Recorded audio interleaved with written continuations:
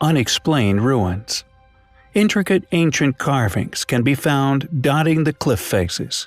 Seemingly laser-cut caves hewn from enormous rocks, and perhaps the most impressive of its collection, the rock temples hewn straight from bedrock, which can be found all over the country. We recently focused our attention on one of these sites in particular, perhaps the most impressive of these ancient temples. Known as Kailash, it is a structure drenched in sculpted animals and religious idols. Many others also exist, somehow carved straight out of stone hillsides. The accuracy in which these structures were carved, the refined finish achieved, has allowed these structures to evade explanation to this day. There is, in fact, another site within India, another temple, that, just like Kailash, was somehow hewn from a solid hillside. However, what is particularly interesting regarding this temple is that it was mysteriously abandoned, leaving the apparent different stages of its construction for all to see. Known as Vetivan Koil, it is located within Kalagumalai, a panchayat town in the South Indian state of Tamil Nadu. Intriguingly, upon the structure and the carved walls, which it is now framed by, is the same telltale chisel marks found at so many other sites around the world, an anomaly we have already covered in depth. However, what is particularly interesting regarding Vetivan Koil is the fact that these crude marks are also accompanied by the seemingly impossible perfect finished sculptures, which mystify all who peer at them to this day. It is a visual, chronological timeline cast in stone, possibly left by an as yet unknown people, using unexplained yet amazing artistic skills. The temple seemingly displays the methods used to carve it. The artist responsible crudely chiseled the design, presumably somehow from the mind's eye, then somehow professionally worked into the refined, astonishing art, which adorns so many of these ancient Indian structures. Who built Vetivan Koil? How did they achieve such perfection, with such hard stones, at such an early time in history? Is it, like academia would have you believe, a mere 1400 years old? Or is it a far more ancient structure, built using as yet unknown stone working techniques, used by an unknown group of artists? As research mounts surrounding such sites, the answers will inevitably be discovered. India possesses an enormous array of incredible ancient architectural accomplishments. Mind-boggling feats of ancient engineering, many of which continue to mystify modern explorers and elude modern understandings. Exquisite details displaying prodigious artistic abilities and accuracy. Ancient stone carvings, which seem all but impossible, yet here they are for all to see. We have in the past explored many of these sites. We have explored the similarities and tool marks found at other sites all over the world. The now lost methods which were utilized to once carve entire temples from a single block of bedrock. We have also investigated the many temples constructed from quarried stones, temples which possess columns seemingly created on lathes, yet many of these pieces weigh in excess of 6 tons. Just how these feats were accomplished remains a complete mystery. And our next architectural anomaly is of no exception. According to mainstream academics, Virabhadra Temple was built by the brothers Varana and Varupana, which were governors under the Vijayaranga Empire during the reign of King Achyutaraya within the 16th century. Located in the village of Lepachke, a significant place in the great Indian epic Ramayana. Legend has it that the bird Jatayu, wounded by the king of Lanka, fell here after a futile battle against the king. When Rama reached the spot, he saw the bird and said compassionately to him, Lepachke, meaning "arise, bird" in Telugu. Although the temple is claimed as the work of said brothers, just like that of many other incredible, inexplicable sites throughout the world, Any explanation as to how they achieved this incredible feat remains elusive. Additionally, there is one feature in particular which not only remains unexplained, but its past purpose, or perhaps more importantly, how this feature was successfully created, remains unknown. Known as the Hanging Pillar of Lepachke, it is a column which initially appears to be a weight-bearing structure. However, on closer inspection, one discovers that this column is in fact set aloft, with its significant weight somehow being dispersed along the temple's roof. It is as if the builder of said temple created the column as a statement, a display of their incredible abilities and architectural skills. The column seemingly serves no function other than to display the capabilities of the temple's builder. It is as if they were simply showing off. Furthermore, along with a past purpose remaining elusive, just how the temple's inner structure actually supports the weight of the column is also an unknown. How can one be expected to believe that a temple such as this, located among many of India's other astonishing ruins, one which possesses clear displays of complex, advanced, and in-depth understandings of load-bearing architecture, along with the majority of its existence currently unexplained, was supposedly built by one of our well-studied ancestors a mere 500 years ago? How can one accept this as a logical explanation for its origins? The Hanging Pillar of Lepachke is clearly an incredible work of ancient engineering, one that, although claimed as the work of known ancestors, remains largely unexplained. It is a temple which we find highly compelling. We recently covered the astonishing and largely unexplained ancient temple known as Kailash, which quietly sits within India, a temple cut out from a solid rock with such precision, such vision and accuracy, it is a feat we would struggle to recreate even to this day, clearly demonstrating an ancient high technology that has undoubtedly been lost over the millennia. Could this temple actually be evidence left by a far older group of people?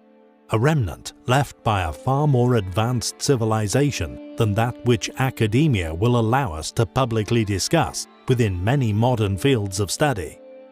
Within the Barabar and Nagarjuni Hills of the Jehanabad district of India sits another series of rock-cut features. 6 crudely cut caves, carved into large stones, which litter the surrounding hillsides. They could be seen as crude and possibly more modern attempts to recreate what can be found on the top of the hill.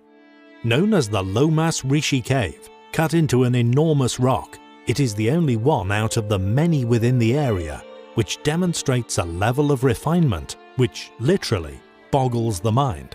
The only cave in the area that has a delicately cut entrance, but also an interior which has seemingly been protected from the elements, perfectly preserved in its original state, demonstrating a state of rock cutting which has left the rock polished to a mirror-smooth finish.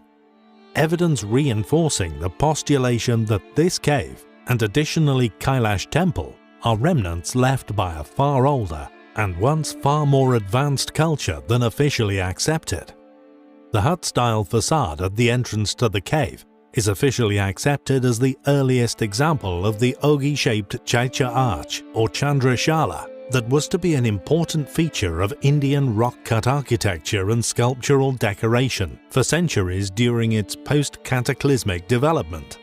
The example here is largely accepted as the specific influence for later examples, of which there are many at later Buddhist sites, such as Ajanta Caves and Kala Caves in Maharashtra. How, or indeed who, cut the Lomas Rishi Cave? How did they achieve such an amazing finish to the stonework? Were these same people responsible for the construction of the Kailash Temple, also another structure exquisitely cut out of a giant solid stone? Although modern academically accepted views state that they were created during the reign of the Mauryan Emperor Ashoka, a Buddhist ruler from the 3rd century BC, who ruled over almost the entire country of India, caves known as Satgava were carved into the hills for the use of the monks, Lomas Rishi Cave being said to have been one of them. Yet due to its exquisite quality, it's hard to see just how they can claim this. The 16th century Kalash Temple, located within India, used to be the royal chapel of Travancore's former rulers. It shot to fame 5 years ago when one of its 6 vaults, later coded as A, was opened, unearthing tons of gold coins, jewelry, and diamonds worth hundreds of millions of dollars. An expert panel, inventorying assets at Kerala's famous Sri Padmanabhaswamy Temple, has approached the Supreme Court for permission to open an as yet untouched vault, a vault containing unimaginable fortunes, a face-off between the judiciary and religious authorities. The temple, situated in the heart of India, is billed as the country's richest and is one of several Hindu shrines that hold enormous amounts of gold and precious gems. The wealth was accumulated by way of holy offering from devotees over many years. The temple contains 6 chambers buried deep under its sanctum sanctorum. 2 of them are open during daily rituals and 2 more every 6 months.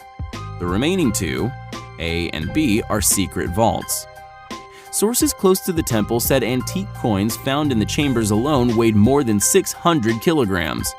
Around 200,000 items were documented, 600 of which were embedded with precious gems.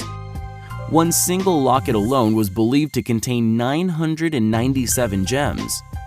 Besides jewels, precious stones, necklaces, golden crowns, and pots were also included in the list of inventory, sources said. According to the India Times, an audit conducted into the assets shows that a massive amount of gold has mysteriously disappeared. Up to 769 gold pots and silver bars have been reported missing, some suggesting that there are hidden tunnels beneath the chamber which allowed the architects to lock the chamber doors from within, making it impossible to breach. This secret tunnel seems to have led to many years of plundering the treasure trove without anyone noticing.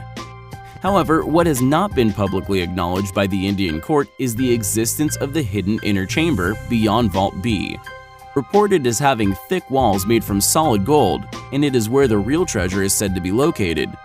Dwarfing what has been recovered so far, it could quite possibly contain the largest undiscovered treasure in the history of the world. Not only is the temple covered in gold, it seems it is also stuffed full of the stuff also. An expert panel from the Center for Earth Science Studies has also quashed rumors that the B Vault has an underground tunnel connected to the Arabian Sea. The team led by Dr. Ajay Verma detected small cavities and drains around cellars that they found insignificant. Chamber B is not part of the temple's official treasury. The holy chamber houses idols of gods and many other valuables meant to enhance the potency of the principal deity. Also found was a pure golden throne adorned with hundreds of diamonds and fully precious stones, meant for the seating of a past giant that has been estimated around 18 feet in height. In addition, many other large, sometimes giant, and very old solid gold crowns were found, all studded with diamonds and other precious stones. The valuables are believed to have been accumulated in the temple's vaults over several thousand years, having been donated to the gods by various dynasties and kings. We will keep you posted on what they find in Vault B. A few months ago, we did a video regarding an enigmatic mountain which rests within modern-day Tibet. We touched upon the amazing legends, speaking of the mountain actually being that of an ancient man-made pyramid, which, according to such legends, is placed at the center of the universe. They spoke of a mysterious giant eye placed upon the top of the mountain, an eye which, according to said legends, will reveal itself when the ice and snow within the area melts away. Akin to a story containing the Eye of Mordor, yet hopefully not as malevolent. Although Mount Kailash can be found within modern-day Tibet, its location is very close to the borders of India, a place which few know possesses one of, if not the most amazing ancient structure to have ever been discovered or indeed built upon our planet. A structure which dwarfs the Great Pyramids, and indeed the Great Sphinx with artistic wonder. Actually known as the Kailash Temple, it is an exquisitely cut series of supposed praying temples and other communal buildings which was, many thousands of years ago, carved straight out of an enormous horseshoe-shaped rock resting within a hillside. According to mainstream academia, Kailash Temple was somehow built by a primitive people using primitive tools during a duration of 400 years, from 200 BC to 600 BC. However, no one seems to be able to explain how such a primitive culture could have possibly created something so awe-inspiring, something so artistically accurate and wonderful, something we would indeed struggle to recreate today. A structure not only architecturally accurate, but also drenched in a masterpiece of sculpture. Largely accepted as a flawless piece of art, no less than 200,000 tons of stone was masterfully carved away, creating several separate temples, each drenched in tiny artistic detail. Rediscovered in 1819, is it possible that the Hindu decorations found within were merely later additions? Additions to a relic left actually built by a civilization far more advanced and far more ancient than we are allowed to publicly believe? It is understandable for one to wonder, how did a primitive civilization create such a wonder with primitive tools, attaining such a perfection, such refined finish to each tiny detail?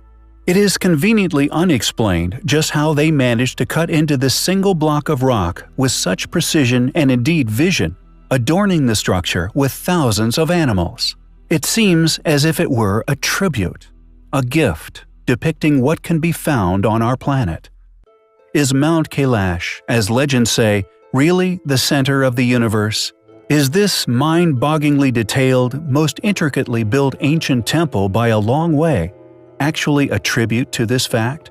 Made up of temples which are all now perceived to be shared between three faiths, Buddhist, Hindu, and Jain. Are these multiple faiths further evidence of a re-inhabitation rather than a construction? The 200,000 tons of rock, for example, is nowhere to be found. And, as previously covered in the Kailash video, the same is seen with the apparent enormous excavation found around the base of Mount Kailash itself. Compelling evidence for manipulation of the landscape, giving credence to the legends of it being, in fact, an enormous pyramid. Regardless of this, the fact that the